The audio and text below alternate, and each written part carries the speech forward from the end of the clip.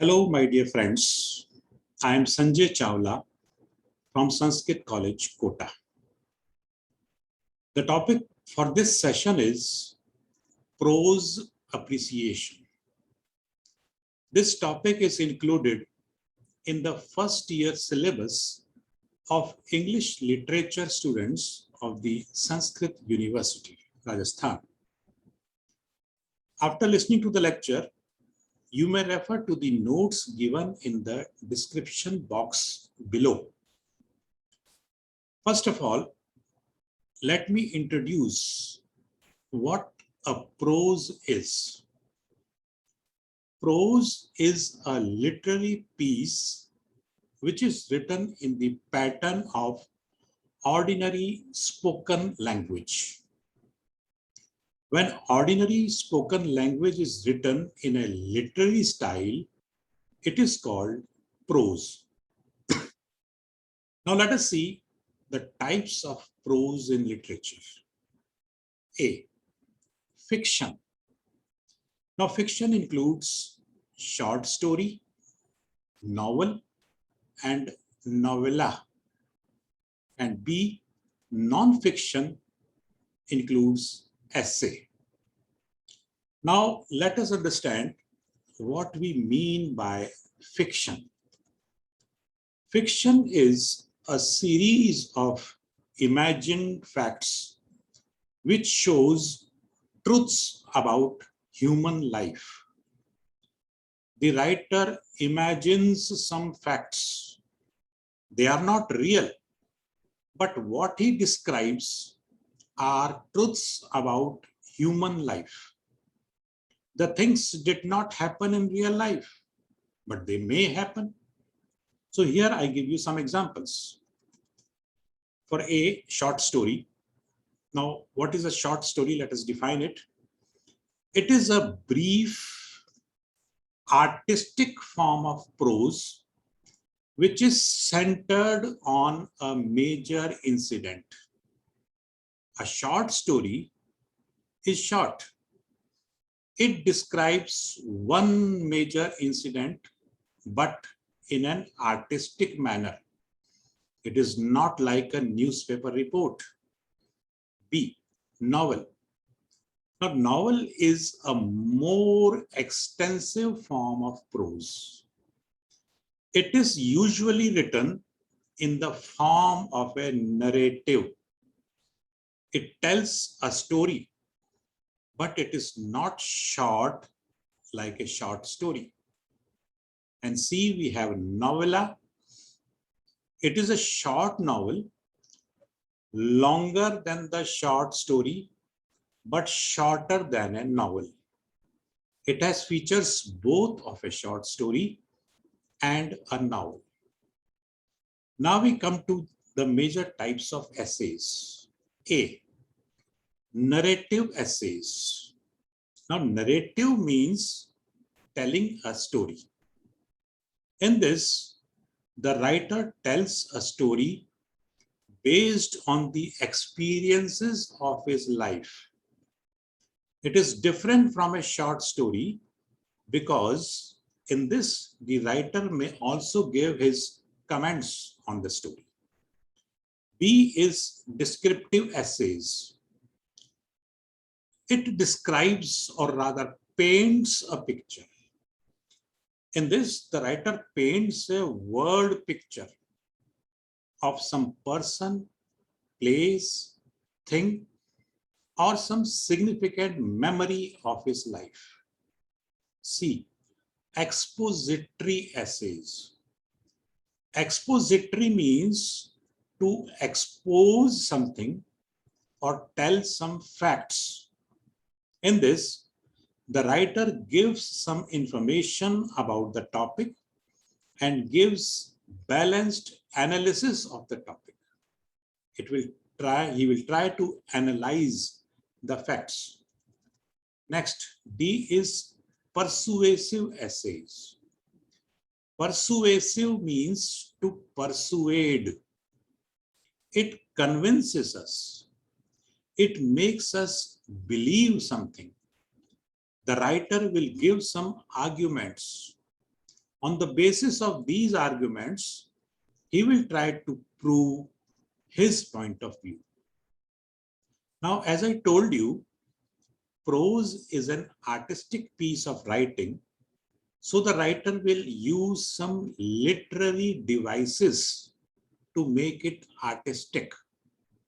So let us discuss the various artistic devices used by the writers. A. Imagery. I-M-A-G-E-R-Y. Imagery. The writer will create an image not by paint and brush, but by words. So it is a word picture. It helps the reader to better imagine the world of the piece of literature. Now, here are some examples. Number one, it was dark and stormy night. Now, here you get a picture of the weather that day, don't you? Second example, in the far distance, a helicopter skimmed down between the roofs, hovered for an instant like a blue bottle, and darted away again with a curving flight. See how you imagine the picture of the movement of the helicopter. Third example, people stank of sweat and unwashed clothes. From their mouths came the stench of rotting teeth. From their bellies, that of onions. Here you get the picture of the people stinking, smelling bad. So this is all imagery. Next, B is hyperbole. Hyperbole. It is hyperbole. It is an exaggerated statement, exaggeration, exaggerated. The writer describes some small thing in big words. The words are high sounding. It is often used for comedic effect and emphasis. Sometimes the writer wants to make you laugh with this description, or he wants to emphasize something, that is, he wants to say something very strongly. Let us see some examples. I am so hungry, I could eat a horse. Now the speaker will not eat a horse, but this hyperbole emphasizes how starved the speaker feels. The speaker is very hungry. Second example, she is as thin as a toothpick. Now we know nobody can be as thin as a toothpick, but the writer wants to say that she is very, very thin. Third example, if I can't get a smartphone, I will die. The speaker only wants to say that he badly needs a smartphone. His life is useless without a smartphone. Next, C is personification. Person and personification. When a non-human figure or other abstract concept or idea is described as having human-like qualities, it is called personification. Here are some examples. The wind moaned, beckoning me to come outside. Now, in this example, the wind is not a human being, but it is described as if it is human. It moans and beckons. Second example, the sky misses the sun at night. The sky at night, like a human being, would like to say to the sun, I miss you, dear. Third example, The sun played hide and seek with the clouds. Like small children, the sun is playing hide and seek with the clouds. D. Next, symbolism. Now, symbolism occurs when a word has its own meaning, but it is used to represent something entirely different. A word becomes a symbol of something else. Just as we say that the color white is symbol of peace and the flower rose is a symbol of beauty.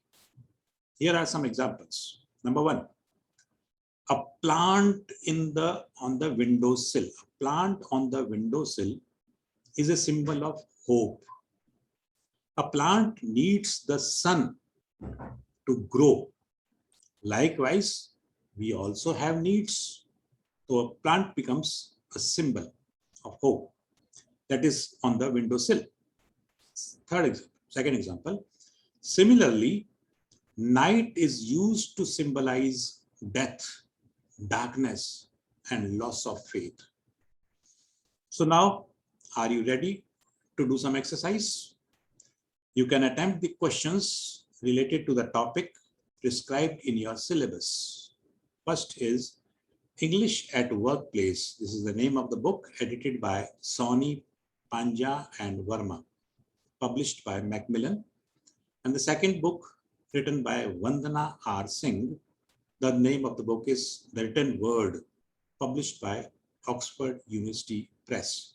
These two books are prescribed in your syllabus. Thank you.